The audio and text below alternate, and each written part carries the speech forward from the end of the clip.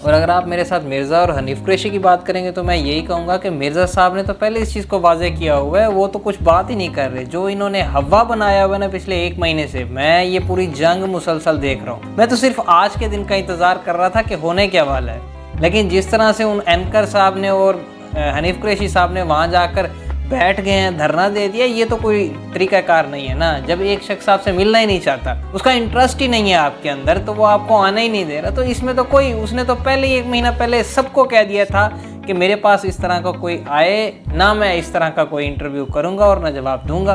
और उन्होंने अपना एक क्लियर स्टांस दिया हुआ है। ये कोई भी इस तरह से कर सकता है। आप किसी के ऊपर जाकर प्रेशराइज किसी को नहीं कर सकते। अगर कोई मुझे कहेगा ना तो मेरा भी ऐसा ही होगा कि मैं जिसका दिल चाहेगा मैं उससे मिलूंगा, जिसका नहीं चाहेगा नहीं मिलूंगा। ये किसी का पर्सनल इंटरेस्ट है।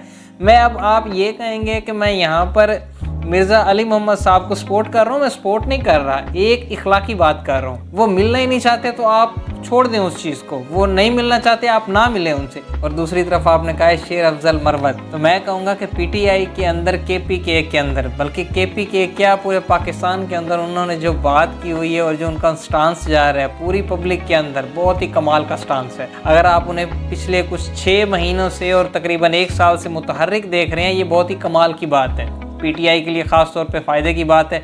जहाँ खान साहब इतना सपोर्ट कर रहे थे, बाहर रहकर पूरी पाकिस्तानी अवाम को मुतहर्रिक किया हुआ था, लेकिन जो शेर अफजल मरवत साहब ने किया है, उनके एक जुमले के बाद उन्होंने कोई मुकम्मल इस सियासत का रुख को एक अपनी तरफ खींच लिए, अट्रैक्ट किया है, पीपल्स को अट्रैक्ट किया है और उन्होंने लोगों को इकट्ठा भी किया है। ऐसा नहीं है कि वो सिर्फ बातें कर रही हैं और लोगों को इकट्ठा नहीं कर रहे, वो अच्छे तरीके से इकट्ठा करना जानते भी हैं और वो कर भी रहे हैं।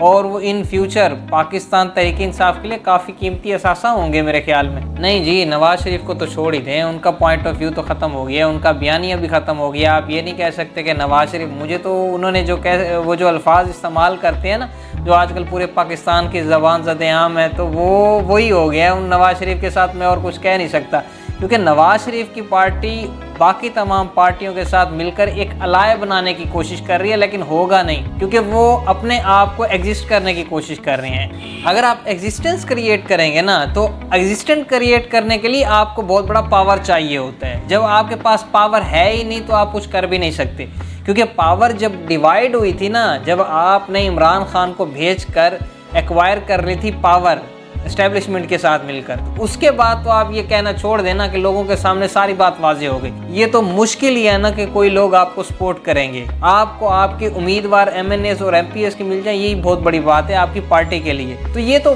ख़त्म कर दें इस चीज़ को। नवाज शरीफ साहब तो वही शेर अफजल मरवत वाज़ेह कहते हैं कि नून लीग का टिकट वो नंगी तलवार है, जो इसको पकड़ेगा वो बढ़ जाएगा। तो बात आप ये देख लें, और पूरे पाकिस्तान में इस वक्त यही सिचुएशन है। वो पार्टी को लीड कर रहा है अकेला बंदा पूरे पाकिस्तान के अंदर। मुझे लगता है कि आने वाले वक्त में भी ये डोमिनेट करता नजर आएगा पाकिस्तान तहरीक इंसाफ की तरफ से। बाकी लेट्स सी, देखते हैं। 28 नवंबर को इमरान खान की पेशी भी है, तो देखते हैं कि लेट्स होप क्या होता है नेक्स्ट फॉरवर्ड। और ये जो